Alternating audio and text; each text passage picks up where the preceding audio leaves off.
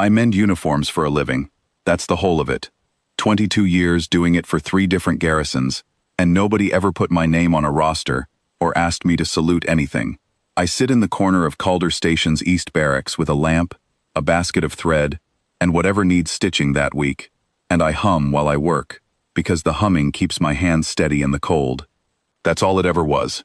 I want that on record before I tell you the rest, because by the end of this, the whole garrison had a name for it, and I never once asked for that. The Cubs came in on a supply hauler out of the frontier reaches, 3 of them, orphaned when a den collapsed in a mining slip. Kodre stock, big-boned, thick-pelted, the kind of animal that grows into something that can put a claw through plate steel, and still looks, for its first year, like an oversized dog that fell in a flour barrel. Command wanted them for the conditioning program.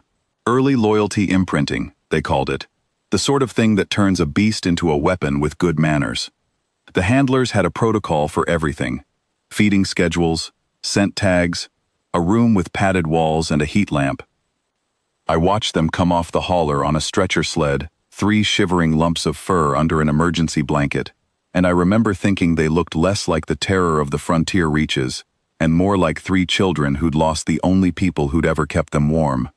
The handlers were kind enough men, in their way, but they worked with clipboards and scent-neutral gloves, and the particular brisk cheerfulness people use on things they've decided not to feel too much about. Nobody blamed them for that. It's how you get through a job like theirs. I just wasn't built the same way, and a barracks full of soldiers had long since stopped expecting me to be.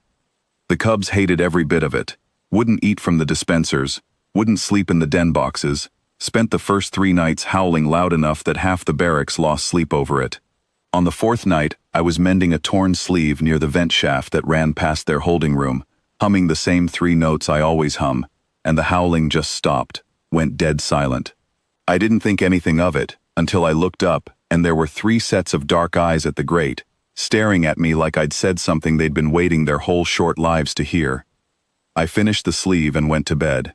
In the morning, the duty sergeant told me the Cubs had slept 11 straight hours for the first time since they'd come aboard. After that, I just kept doing what I do. I'd bring my basket over near their pen in the evenings, hum, mend whatever needed mending, and the Cubs would pile up against the mesh as close to me as the wire allowed. One of them, the smallest, a female with a torn ear I'd named Otta without meaning to name anything, worked out how to unlatch her own pen door within a week, and after that she just came and slept curled against my ankles while I worked, and the other 2, Bram and Groose, followed her lead soon enough. I started bringing an old wool blanket from the mending pile, one nobody wanted anymore, full of loose threads and darn patches, and I'd throw it over the 3 of them once they settled. It smelled like lanolin and lamp oil, and me, I suppose, and that seemed to matter to them more than any heat lamp ever had. Word got up the chain the way it does.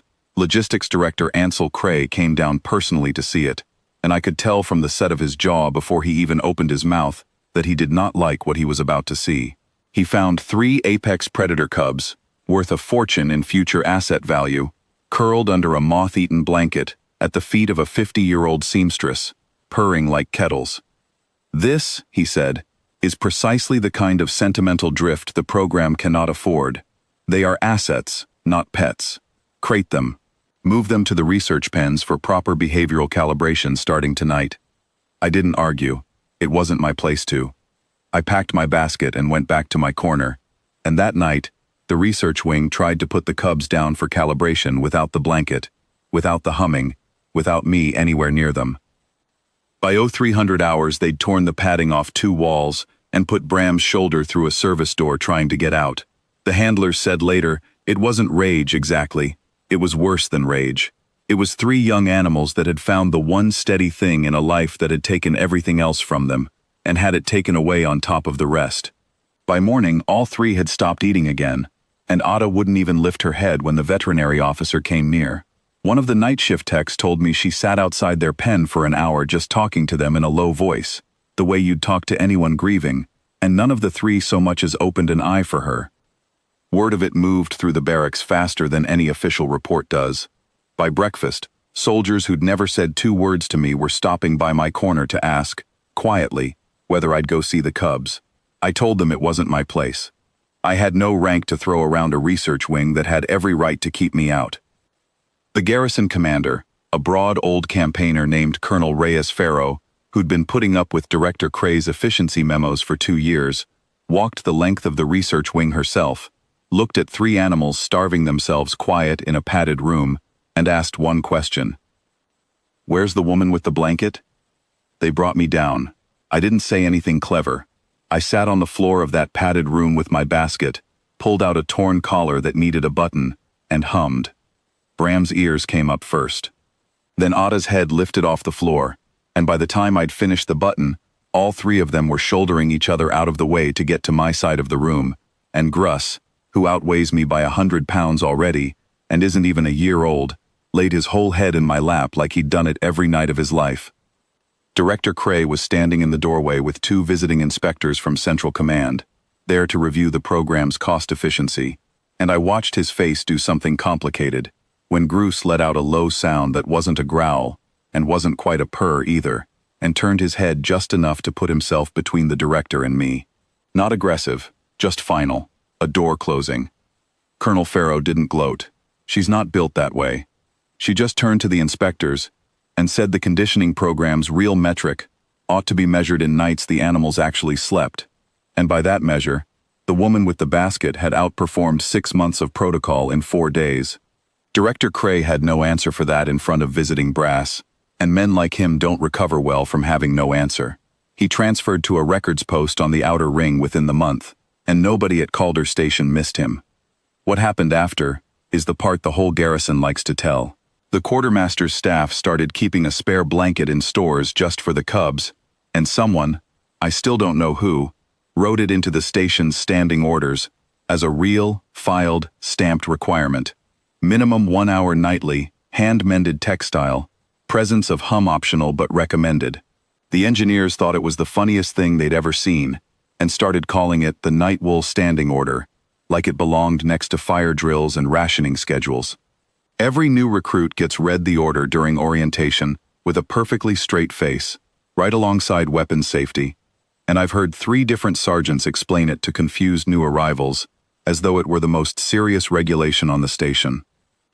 The cubs are bigger now.